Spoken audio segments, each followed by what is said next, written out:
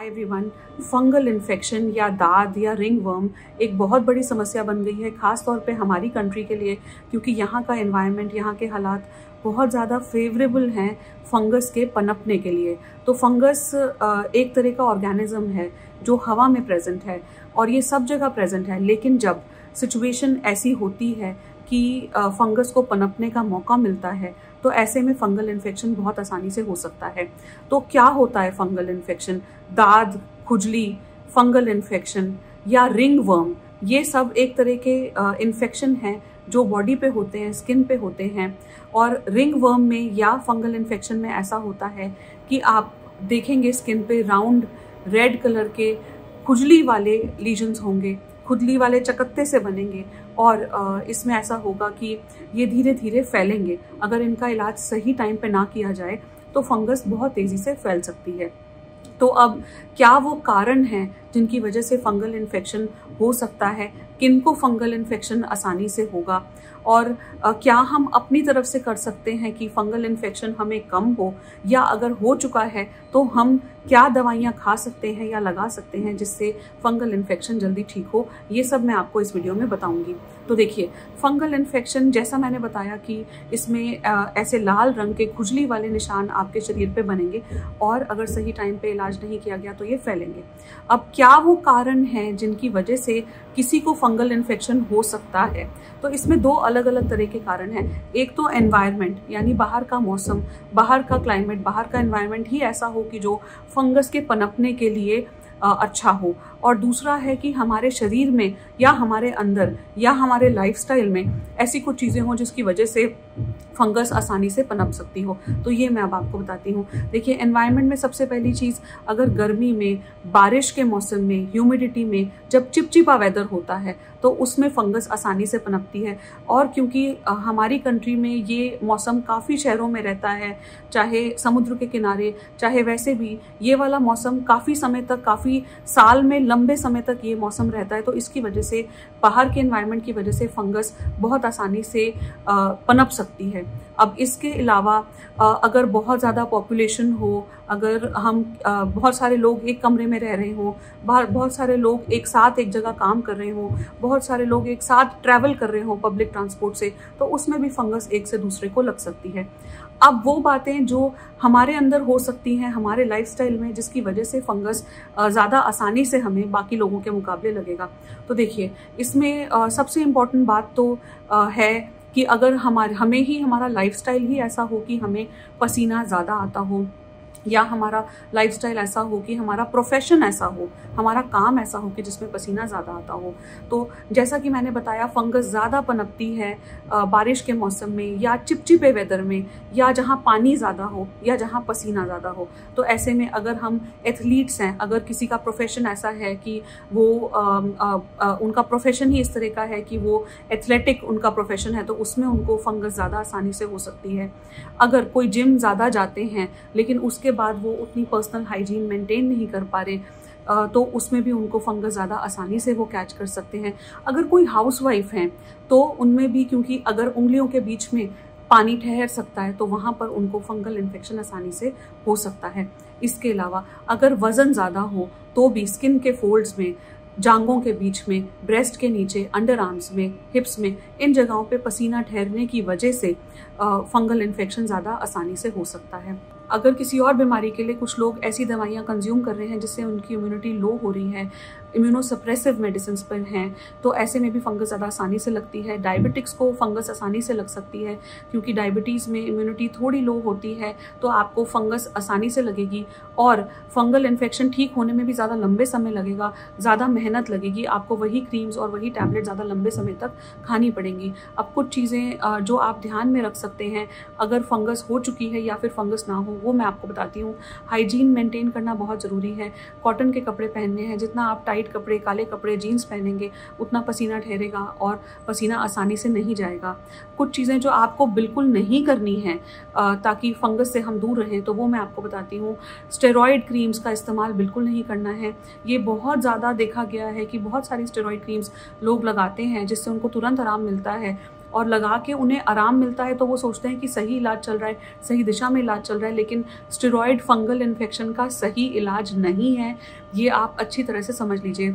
बहुत सारी steroid creams जैसे कि पैनडर्म, कॉड्रीडर्म, लोबेट जीएम, ऐसी बहुत सारी क्रीम्स लोग लगाते हैं और उससे क्योंकि फंगस दब जाती है और वो जितनी भी रेडनेस होती है, इन्फ्लेमेशन होती है, वो ख़त्म हो जाती है, आपको तुरंत आराम आ जाता है, तो आप सोचते हैं कि इलाज सही दिशा में चल रहा है। लेकिन जैसे ही आप वो स्टेरॉयड क्रीम्स छोड़ते हैं तो वो फंगस वापस से उभर के आती है और ज़्यादा फैलती है और ज़्यादा बॉडी पार्ट्स में फैलती है फंगस, और तब तक काफ़ी देर भी हो चुकी होती है और ऐसे में आपको स्टेरॉयड के साइड इफ़ेक्ट्स भी हो चुके होते हैं और ऐसे में फिर और ज़्यादा मेहनत लगती है वही फंगल इन्फेक्शन को ठीक करने में। तो स्टेरॉयड एक सबसे इम्पॉर्टेंट चीज़ है जो आपको नहीं करनी है, क्योंकि स्टेरॉयड क्रीम्स लगाने से तुरंत आराम मिलेगा, ये बहुत कंफर्टिंग होगा, लेकिन ये इलाज गलत होगा। उससे फंगस ख़त्म नहीं होगी, फंगस मरेगी नहीं, लेकिन फंगस दब जाएगी, और वो दब जाएगी तो आपको आराम मिलेगा, लेकिन वो फिर उभर के आएगी जब आप स्टेरॉयड क्रीम्स छोड़ेंगे। तो स्टेरॉयड बिल्कुल गलत चीज़ है। एक और चीज़ जिसका आपको ध्यान रखना है, फंगस में बहुत खुजली होती है, तो अगर आप सही एक्सपीरियंस्ड और क्वालिफाइड डर्मेटोलॉजिस्ट से मिलेंगे, आपको फंगस की सारी टैबलेट्स, फंगस की सारी क्रीम्स दी जाएंगी और साथ ही आपको खुजली की गोलियां भी दी जाएंगी ताकि आपकी खुजली कम हो। क्योंकि अगर आप खुजलाएंगे तो खुजलाने से आप इन्फेक्शन और फैला सकते हैं। वो ऐसे कि अगर आप खुजलाएंगे तो वही फंगस आपके नाखून में आ सकती है, और जब आप वो नेल्स में फंगस आ जाएगी तो उसके बाद आपको चाहे नेल्स का फंगल इन्फेक्शन हो सकता है, जिसे हम माइकोसिस कहते हैं, या फिर वही नाखून से आप कहीं और टच करेंगे तो आप अपने बाकी बॉडी पार्ट्स पर भी फंगस फैला सकते हैं। तो ये भी बहुत ज़रूरी है कि आप इसको स्क्रैच ना करें। अब इसके अलावा एक और इम्पॉर्टेंट चीज़, जब इलाज शुरू भी करते हैं या आपको लगता है कि जहाँ जहाँ फंगस है वहाँ वहाँ रूखापन है, तो मैंने बहुत देखा है कि लोग नारियल का तेल लगाते हैं उसमें रिलीफ लाने के लिए। तो नारियल का तेल भी आप समझने की कोशिश करिए कि बहुत चिपचिपा हो सकता है, तो आप नारियल का तेल लगाएंगे वहाँ रिलीफ लाने के लिए, तो उससे ह्यूमिडिटी, उमस, पसीना, चिपचिपाहट उस जगह की और बढ़ेगी और फंगस और ज़्यादा पनपेगी। तो अगर आपको खुश्की भी हो रही है फंगल इन्फेक्शन के लिए, तो उसके लिए भी आप अपने डर्मेटोलॉजिस्ट से सलाह करें, तो वो आपको हल्के मॉइस्चराइजर्स देंगे, या आजकल एंटी फंगल क्रीम्स ही ऐसी बहुत सारी आ गई हैं जिनका थोड़ा मॉइस्चराइजिंग इफेक्ट है, और जिससे आपकी फंगस भी ख़त्म होगी और स्किन मॉइस्चराइज भी होगी, स्किन हाइड्रेट भी होगी, और वो जो खुजली, ड्राइनेस, रूखापन या जो एलर्जी जैसी, एक्जिमा जैसी ड्राई स्किन है वो भी आपकी ख़त्म होगी।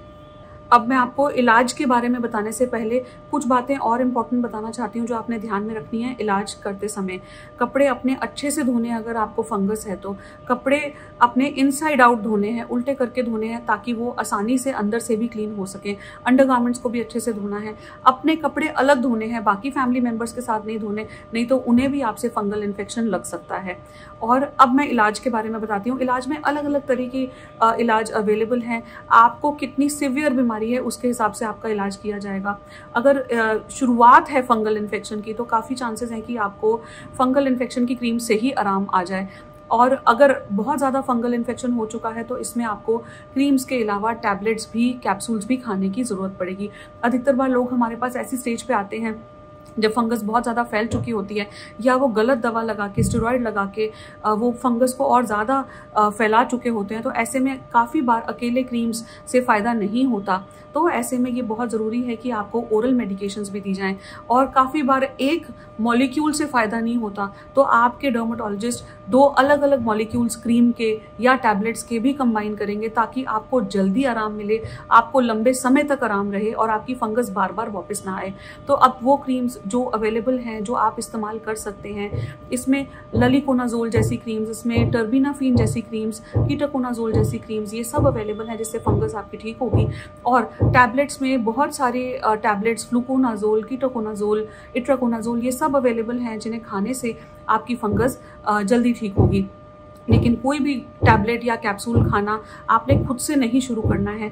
ये बहुत ज़रूरी है कि आप एक एक्सपीरियंस्ड और क्वालिफाइड डर्मेटोलॉजिस्ट की सलाह लें, ताकि आपकी स्किन को एग्जामिन करके सही डायग्नोसिस बना के, अगर उसमें कोई ब्लड टेस्ट की ज़रूरत है आपकी दवा शुरू करने से पहले, तो वो ब्लड टेस्ट करवा के फिर आपको ये दवाइयाँ दी जाएँ खाने और लगाने की, और अलग अलग कॉम्बिनेशंस में दी जाएँ, ताकि बहुत तेज़ी से आपको आराम मिले। देखिए, जब आप इलाज शुरू करेंगे तो आपको बहुत जल्दी आराम मिलेगा, लेकिन इसमें कुछ बातें फिर ध्यान रखने वाली हैं जो मैंने अपने पर्सनल पर्सनल एक्सपीरियंस में देखा है, जब लोगों को पहले 10 दिन में ही आराम आ जाता है तो वो लापरवाही करते हैं, तो वो इलाज डिसकंटिन्यू कर देते हैं। वो सोचते हैं कि वो ठीक हो गए हैं, लेकिन ऐसा बिल्कुल गलत है।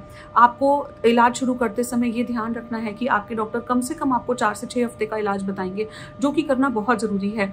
और ये बहुत ज़रूरी है कि जब आराम आ जाए पूरी तरीके से, जब आपको और आपके डॉक्टर को लगे कि ये बीमारी पूरी ख़त्म हो चुकी है, तब भी उसके बाद हफ्ते 2 हफ्ते आप ज़्यादा एक्स्ट्रा इलाज करें। ऐसा इसलिए क्योंकि जब वो स्किन पे फंगस नज़र आनी बंद हो जाती है तो भी फंगस के स्पोर्स आपकी स्किन के नीचे होते हैं, और जैसे ही आप इलाज बंद करते हैं तो वो स्पोर्स उभर के वापस से फंगस पूरी फैल जाती है। आपको लगता है कि आपका इलाज पूरा हो गया, लेकिन वो पूरा नहीं हुआ होता। तो इसलिए ये बहुत ज़रूरी है कि जब आपको और आपके डॉक्टर को लगेगा कि हाँ अब ये काफ़ी बेहतर हो गया है, तब भी आपके डॉक्टर आपको सलाह देंगे कि उसके बाद भी आप हफ्ते 2 हफ्ते और ये टैबलेट्स खाएं और क्रीम्स लगाएं, ताकि बचा जो फंगस है, जो स्किन के सेल्स के नीचे जो स्पोर्स हैं, जो पनपने के चांसेस हैं, वो भी ख़त्म हो जाएं। तो वो आपने करना है। जब आप क्रीम्स लगाएंगे तो क्रीम्स को आपने थोड़ा, जितना भी आपका वो फंगल इन्फेक्शन है उसके थोड़ा और आगे तक लगाना है, क्योंकि फंगस है जो रिंग वर्म है वो ऐसे फैलता है, और क्योंकि वो अंदर से बाहर की तरफ फैलता है तो वो और आगे आगे फैल रहा है। तो ये बहुत ज़रूरी है कि हम थोड़ा और एरिया, कम से कम 2 सेंटीमीटर आगे का एरिया कवर करें क्रीम्स लगाते समय, तो जिससे आपको आराम मिलेगा। अब टैबलेट्स और क्रीम्स के अलावा बहुत सारे एंटी फंगल पाउडर्स और anti fungal shower gels, bathing soaps available हैं। ये भी बहुत ज़रूरी हैं, और मैं सलाह देती हूँ कि जब आपकी फंगस ठीक भी हो जाए तो ऐसे में भी जैसे आप पर्सनल हाइजीन को फॉलो कर रहे हैं उसी तरह से आप ये anti fungal soaps, anti fungal shower gels और एंटी फंगल डस्टिंग पाउडर्स का लंबे समय तक, कम से कम जब तक आपके शहर में गर्मी का मौसम है तब तक आप इसको इस्तेमाल करें, ताकि आप काफ़ी हद तक ये फंगस को कंट्रोल कर सकें। फंगल इन्फेक्शन जो पहले कुछ ही महीने रहता था और कुछ ही शहरों में रहता था, वो अब देखा जा रहा है कि एक एपिडेमिक बन चुका है। ये हर शहर में है और ये 12 महीने रहता है, और ये आसानी से एक नॉर्मल ट्यूब से, क्रीम लगाने से या एंटी फंगल टैबलेट खाने से नहीं जा रहा। अब ये लंबा कोर्स चलता है, कुछ महीने इलाज चलता है और अलग अलग कॉम्बिनेशन के टैबलेट्स और क्रीम्स खाने लगाने पड़ते हैं, और तब जाके ये फंगस कंट्रोल में आता है। आई होप ये वीडियो देखकर आप इसकी अहमियत समझ चुके होंगे कि ये फंगल इन्फेक्शन को सही समय पर ट्रीट करना कितना ज़रूरी है, सही तरीके से ट्रीट करना कितना ज़रूरी है, पर्सनल हाइजीन मेंटेन करनी कितनी ज़रूरी है। और आई होप आप ये समझ चुके होंगे कि क्या है वो चीज़ें जो आप अपनी तरफ से कर सकते हैं ताकि आप अपना और अपने आसपास के लोगों का ख्याल रख सकें और इस एपिडेमिक को कंट्रोल करने में हमारी मदद करें। स्किन और हेयर से रिलेटेड और इन्फॉर्मेटिव वीडियोस के लिए हमारे YouTube चैनल पे सब्सक्राइब कीजिए और बेल आइकन पे क्लिक कीजिए, ताकि आपको हमारे वीडियोस की नोटिफिकेशन मिल सके। स्किन और हेयर से रिलेटेड और इन्फॉर्मेटिव कंटेंट के लिए आप मुझे इंस्टाग्राम पे भी फॉलो कर सकते हैं। मेरा इंस्टाग्राम हैंडल है दादू स्किन क्लिनिक। Stay safe.